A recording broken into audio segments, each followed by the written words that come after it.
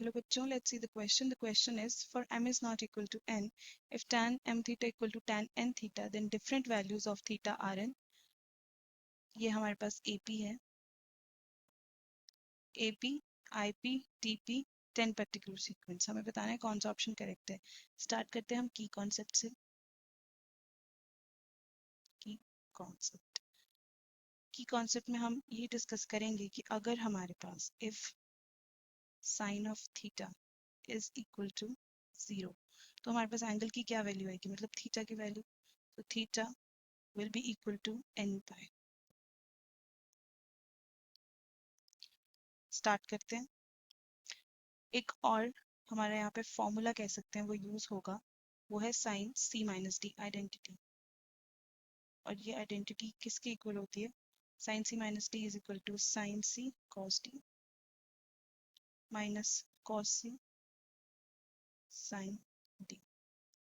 इन दो चीजों का इस क्वेश्चन में यूज होगा. अभी स्टार्ट करते हैं गिवन क्वांटिटी से. गिवन हमें क्या है? हमें दिया है that tangent of m theta is equal to tan of n theta. अगर हम दोनों राइट साइड वाले को लेफ्ट साइड ले आए तो tan m theta minus tan n theta equal to 0.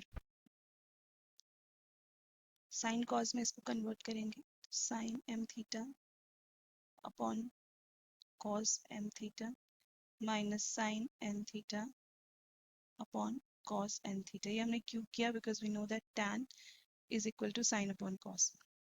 Let's proceed further. अब इसमें हम एलसीएम ले लेंगे, तो हमारे डिनोमिनेटर में हमारे पास एलसीएम लेके आ जाएगा cos m theta cos n theta. यहाँ पे देखिए cos m theta cos n theta. Numerator में हमारे पास होगा sin m theta cos n theta minus sin n theta cos m theta.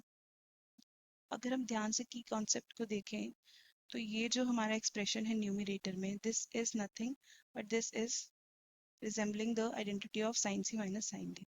It means हमारा न्यूमरेटर में क्या आ जाएगा? Sine of m theta minus n theta is equal to, इसे cross multiply करेंगे ये 0 हो जाएगा. तो इसे मैं लिख सकती हूँ sine of m minus n theta is equal to 0. Again हम की कॉन्सेप्ट पे अगर जाते हैं तो हमें पढ़ा था कि if sine theta equal to 0 then theta is equal to n pi. तो यहाँ पे हमारा थीटा क्या है? m minus n of theta.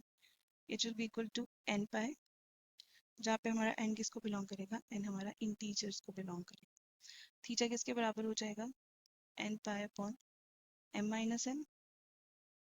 अगर मैं यहाँ पे n की वैल्यूज पुट करूँ तो मेरे पास कुछ इस तरह से वैल्यू आएंगी. मैं कुछ वैल्यूज को पुट करूँगी स्टार्टिंग फ्रॉम 1, तो हो जाएगा pi upon m minus n, 2 pi upon m minus n, 3 pi upon m minus n, and it will proceed so on.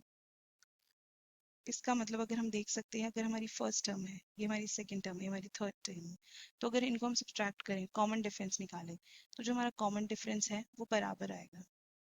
वो किसके बराबर आएगा? Pi upon m minus n.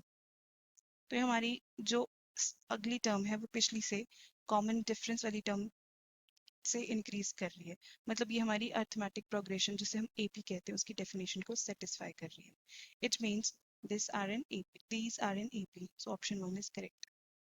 So I'm writing here option 1 is correct. This is the final answer. Hope you understood it well. Thank you.